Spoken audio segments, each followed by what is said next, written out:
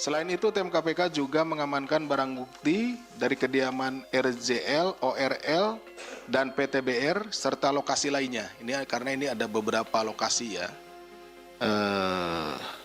safe house gitu ya, yang diduga terkait dengan tindak pidana ini dengan total 40,5 miliar.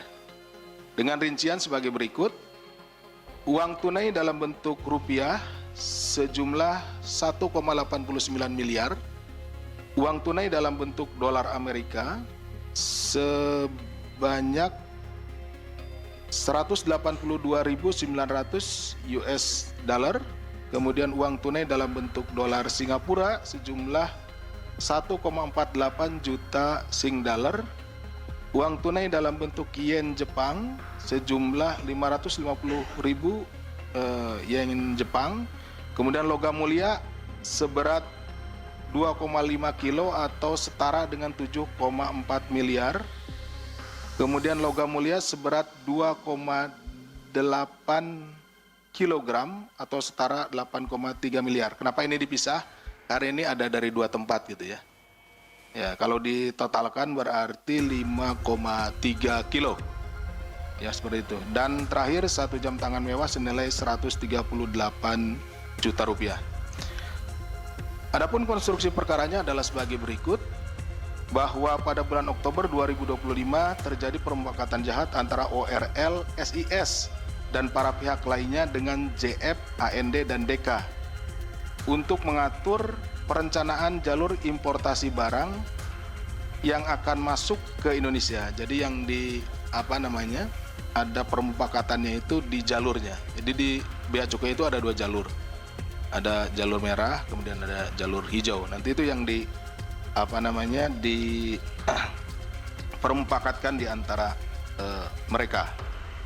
Nih, jadi antara tadi perusahaan BR, pihak perusahaan BR dengan pihak oknum dari DJBC. Berdasarkan peraturan Menteri Keuangan telah ditetapkan 2 kategori jalur dalam pelayanan dan pengawasan barang-barang impor untuk menentukan tingkat pemeriksaan sebelum dikeluarkan dari kawasan kepabeanan. Jadi sebelum masuk ke negara kita, dijual secara bebas atau disebarkan secara bebas, nah masuk dulu melalui pengawasan itu di kepabeanan. Ya, ini jalur hijau yang merupakan jalur pengeluaran barang impor tanpa pemeriksaan fisik barang. Jadi kalau dinyatakan ini misalkan masuk jalur hijau, ya sudah nggak diperiksa gitu, seperti itu. Ini yang karena memang mungkin bukan barang-barang berbahaya dan lain-lainnya ya. Kemudian yang jalur merah yaitu dengan pemeriksaan fisik barang. Jadi perbedaan 2 jalur tersebut. Selanjutnya FLR menerima perintah dari ORL untuk menyesuaikan parameter jalur merah dan menindaklanjutinya dengan menyusun rule set pada angka 70%. Ini di set up-nya di jalur merah ini kan nanti masuk ke alat pemindai ya. Pemindai gitu ya, atau mesin pemeriksa barang masuk. Nah, X-ray ya seperti itu. Nah, ini udah di setting gitu ya, di 70%. Kemudian data rule set tersebut dikirimkan oleh Direktorat Penindakan dan Penyidikan ke Direktorat Informasi Kepabeanan. Jadi ada beda direktorat nih. Tadi ada penindakan dan penyidikan, ini kalau yang mengurusi masalah nanti lewat jalur gitu ya, seperti itu. Peralatannya itu di Direktorat IKC, Informasi Kepabeanan dan Cukai. Untuk dimasukkan parameternya ke mesin targeting atau alat pemindai atau mesin pemeriksa barang. Seperti itu. Jadi tidak 100%, tadi hanya 70% saja.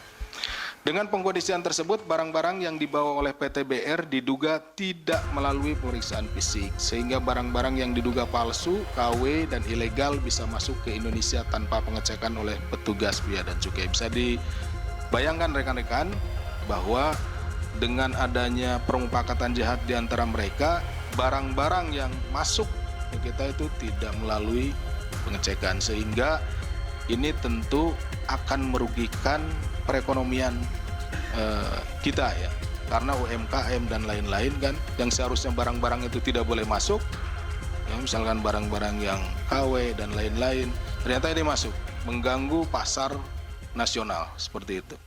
Download Tribun X sekarang. Menghadirkan lokal menjadi Indonesia.